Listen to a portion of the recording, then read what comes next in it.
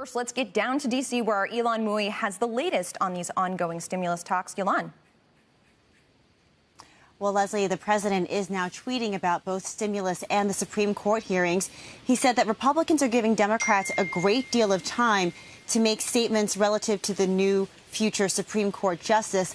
Personally, he would pull back, approve, and go for stimulus for the people. Now, this tweet is coming as it is becoming clear that his own party has some objections over the latest White House proposal for a new coronavirus relief package. Over the weekend, there was a tense phone call between the White House Chief of Staff, Mark Meadows, the Treasury Secretary, Stephen Mnuchin, and Senate Republicans. I am told the senators had a very long list of complaints that included the overall price tag of this deal, increased funding for state and local governments, and an increase in health care tax credits that they said would amount to a massive expansion of Obamacare. Meanwhile, on the other side of the Capitol, House Speaker Nancy Pelosi also pulled no punches. She called the White House's latest offer grossly inadequate and stated point blank, "We remain at an impasse." Now, this war of words comes as it appeared that the White House and Democrats were moving closer together, at least on paper. The White House's latest offer was for $1.8 trillion, just $400 billion below what Democrats have been asking for.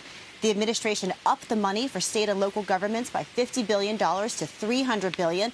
Kids would have received $1,000 direct checks, up from $500, and enhanced unemployment benefits of $400 a week would have lasted through January. But now, facing opposition from both parties, the White House is changing course once more.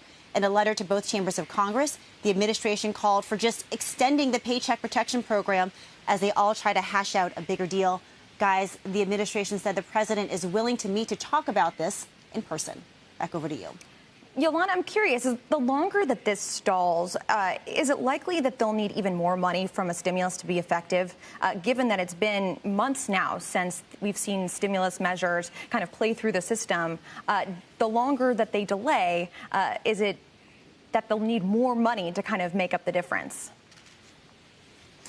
So there are two conflicting views on this, Leslie. The Democrats will say that is absolutely the case. We're seeing case counts go up. We're seeing more businesses go out of business. And so that means the need just becomes greater, even as the price tag for this bill is smaller than the previous one.